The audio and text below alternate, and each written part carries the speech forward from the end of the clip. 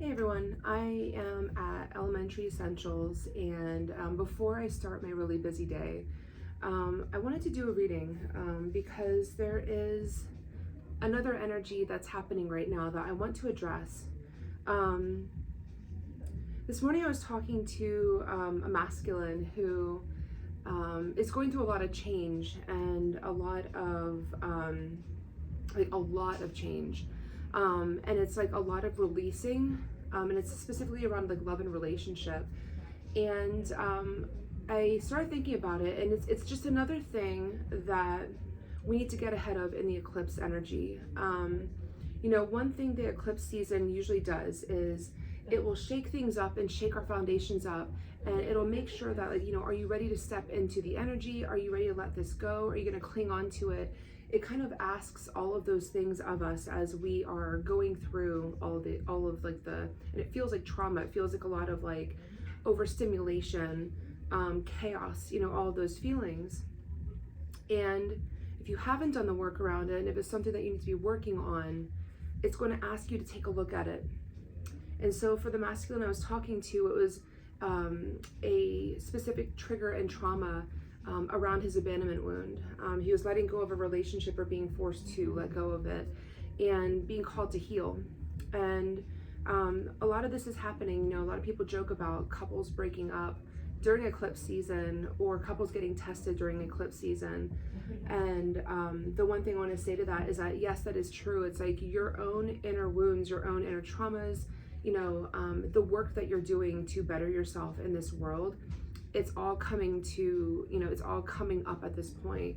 And the more work you've done around it, the more okay you're going to be. Like, for example, for me, I've done a lot of work around love and relationship, as everybody knows pretty much in my friend group. But for me, it's something that, like, I have done a lot of work around being good and grounded within myself. And so if my partner's going through something, all I could do is hold space and express love. And if it is meant to be, then we'll find a way to communicate about it. And I always say, it's like, as much as I love where I'm at, if it's something that isn't working, and I have to let it go, then that's something that I have to work through. Which isn't the case, that's not what I'm talking about. But I've done a lot of work around love and abandonment, because I have been either emotionally abandoned or physically abandoned by people who I've trusted and loved before. But that said, I'm noting in my healed space that there are scenarios coming up right now, and I'm being tested to see how I'm going to respond to it.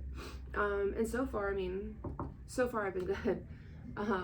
But I'm noticing that the masculine that I talked to this morning, he's not in a good place, and that this is triggering some really core abandonment wounds with him. So that said, anyone who is in that space, and I'm talking about interpersonal relationships, this could be love, this could be someone you're dating, and this could also be friendships, because I personally believe that friends are soulmates as much so as lovers are or partners are, because they're a reflection of who we are in the moment, so whoever that we are bringing towards us is a reflection of how we see ourselves. Does that make sense? So I wanted to pull runes on it, and it's almost like it's not so much taking a temperature of what's happening right now. It's more so of forward movement, almost like energetic homework of like how to alchemize this moment in time and these lessons that are coming forward.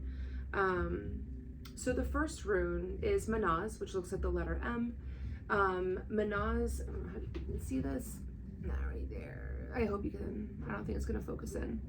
But Manaz is the higher self. So in this moment of the triggers, of the challenges, of the tests that are happening, take your brain out of it, take that self-limiting thought process out of it, and go up into your higher self, into your intuition. So how do you do that?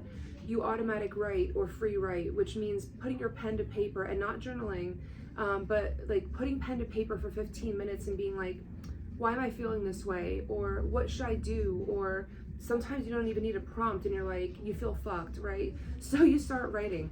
Pen to paper for 15 minutes, get yourself out of your brain and up into your higher self. For me, I pull cards, or I pull runes, like I'm doing right now.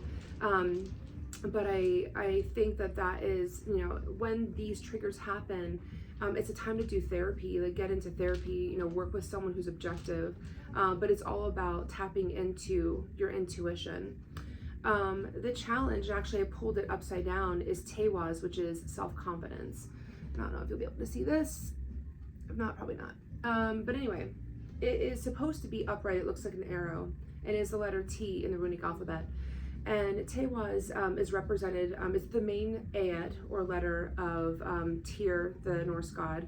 He's the god of war. It's his main, you know, letter. So it's like, you know, self-confidence, ability, you know, strength, leadership. It's all of those qualities that embody warrior energy, but it's in the opposite, it's in the opposed position. So your challenge is to move through the fact that this eclipse season is picking apart your self-confidence, picking apart everything that you've built to create who you are and to come into the person who you currently are. And that is really challenging to do. But if you kind of chip away at that, the outcome is going to be Yera, which actually I love pulling this right now for this reading, because eclipse season is exactly what the fuck it is. It's a season. And Yera does mean seasons, and sometimes it means cycles. It's like cycles. And so, you know, I did a reading a couple of months ago where I talked about how like December, January, February were just like coasting. It was like neutral time, smooth sailing. It was time to kind of plant some seeds. But once the first eclipse hit, it was like jackhammering your foundation and ripping up all of that like chill time that you had, because it's like, you know, it's like what part of your evolution are you in and where are you at in it? And if you haven't worked on it, oh, there's a baby. If you haven't worked on it, work on it. And so Yera comes up as the outcome of all of this right now, because at the end of the day, eclipse season is going to last for a couple months. I can't remember when it ends, but I'll check back on that. I'll make it my next reading. But essentially, the work that you need to be doing right now, as your foundation is being shaken up and sometimes dismantled, is go into your higher self, work and challenge like the belief systems, your core beliefs about yourself and your self-confidence that you have, and really do the work around it. That is your challenge, is to jump into therapy or talk or working with your ego and where it's at right now. And the outcome is just knowing that it is all a cycle and that we are in the middle of it right now. But yeah, so I wanted to come to you from this beautiful space to do a beautiful reading. I hope everyone's having a good weekend, and I'll see you soon.